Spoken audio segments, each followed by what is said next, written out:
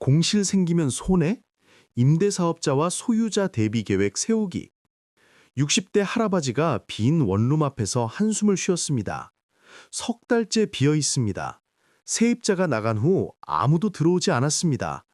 매달 관리비만 나갑니다. 대출 이자도 내야 합니다. 월세 수입은 없습니다. 할아버지는 계산했습니다. 석 달 동안 손해가 얼마인가?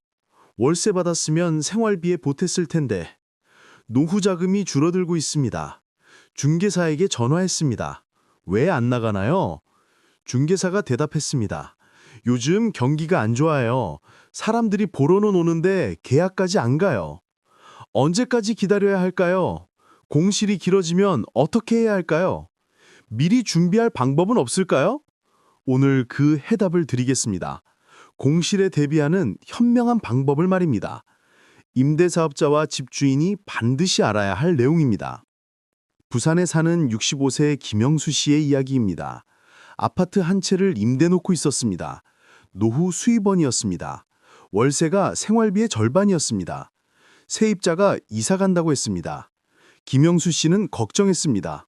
빨리 새 세입자를 구해야 했습니다. 공실이 생기면 수입이 끊깁니다. 부동산에 연락했습니다. 빨리 구해주세요. 중개사가 말했습니다. 노력해 볼게요. 하지만 요즘 쉽지 않아요. 한 달이 지났습니다. 세입자가 나갔습니다. 집이 비었습니다. 김영수 씨는 불안했습니다. 관리비가 나갑니다. 재산세도 내야 합니다. 수입은 없습니다. 두 달이 지났습니다. 여전히 빈 집이었습니다. 보러 오는 사람은 있었습니다. 하지만 계약까지 가지 않았습니다. 가격이 비싸다고 했습니다. 조건이 안 맞는다고 했습니다. 김영수 씨는 조바심이 났습니다. 생활비가 빠듯해졌습니다. 저축한 돈을 꺼내 써야 했습니다. 언제까지 일해야 하나 답답했습니다.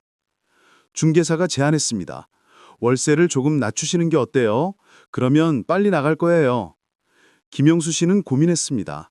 월세를 낮추면 수익이 줄어듭니다. 하지만 공실보다는 나을 것 같았습니다. 결국 월세를 낮췄습니다. 일주일 만에 세입자가 들어왔습니다. 김영수 씨는 안도했습니다. 하지만 후회도 됐습니다.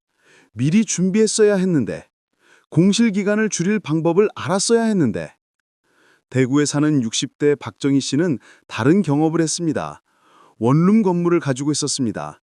10개 호실이었습니다. 임대 수입으로 살았습니다. 어느 날 한 호실이 비었습니다. 세입자가 이사 갔습니다. 박정희 씨는 걱정하지 않았습니다. 금방 채워지겠지 낙관했습니다. 하지만 한 달이 지나도 안 나갔습니다. 두 달이 지났습니다. 그러는 사이 다른 호실도 비었습니다. 2개가 됐습니다.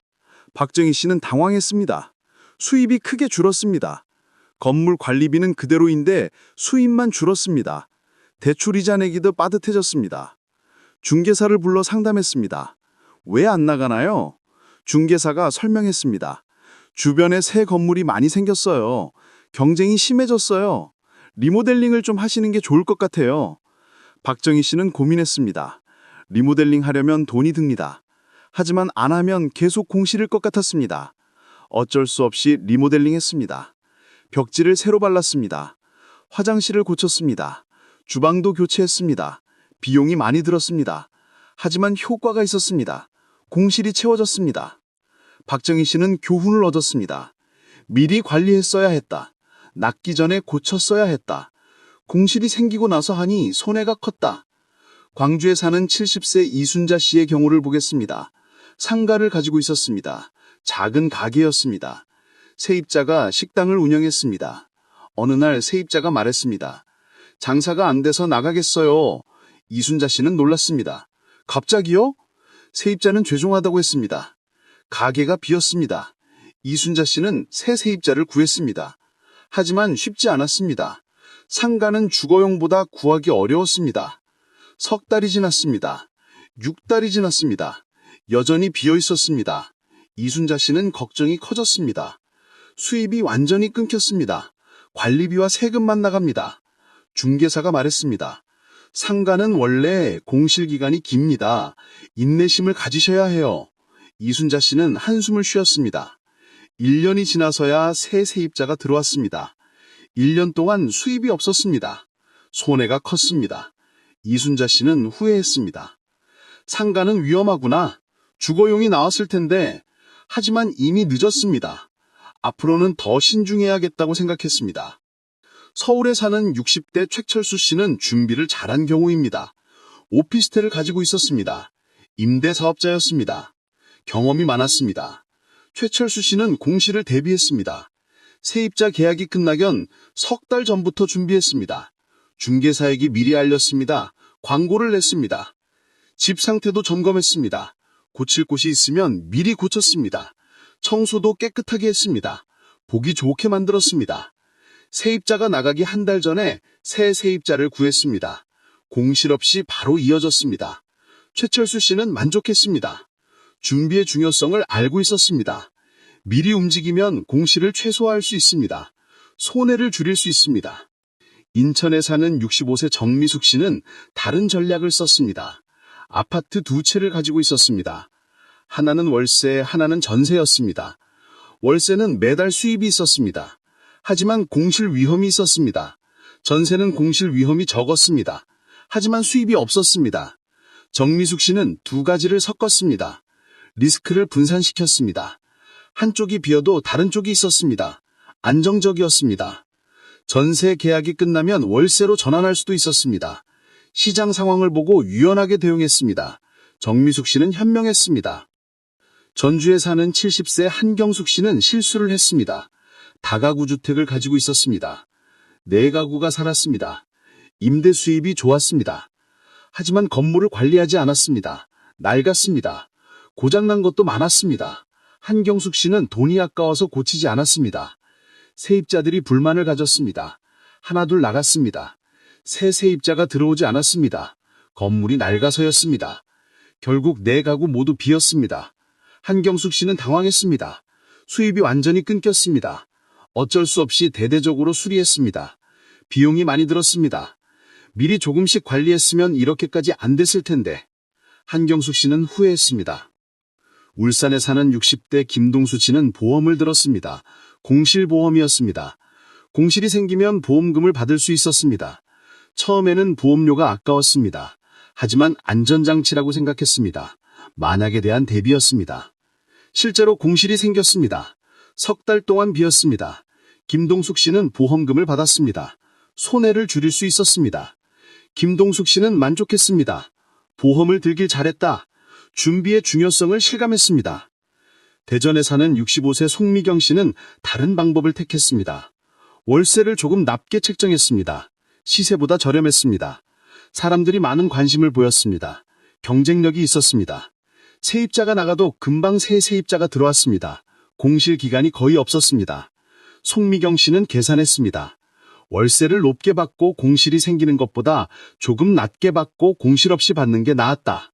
총 수익이 더 많았다. 현명한 전략이었습니다. 송미경 씨는 만족했습니다. 경남에 사는 70세 이철호 씨는 관리회사를 이용했습니다. 직접 관리하기 힘들었습니다. 나이도 들었고 멀리 살았습니다.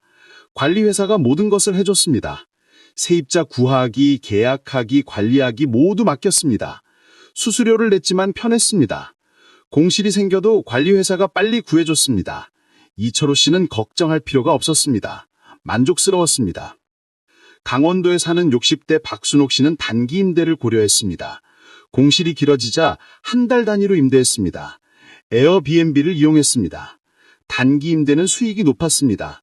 장기 임대보다 많이 받을 수 있었습니다. 공실도 메울 수 있었습니다. 하지만 관리가 번거로웠습니다. 자주 청소해야 했습니다. 손님을 맞이해야 했습니다.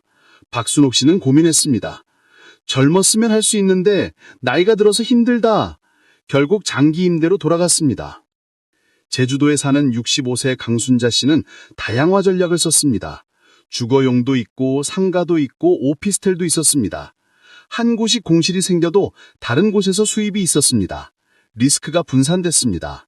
안정적이었습니다. 강순자 씨는 만족했습니다. 계란을 한 바구니에 담지 않는다. 임대사업도 마찬가지다. 다양화가 중요하다.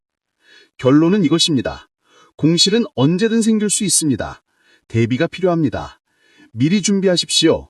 첫째, 세입자 계약 만료 전에 미리 준비하십시오. 석 달 전부터 새 세입자를 구하십시오.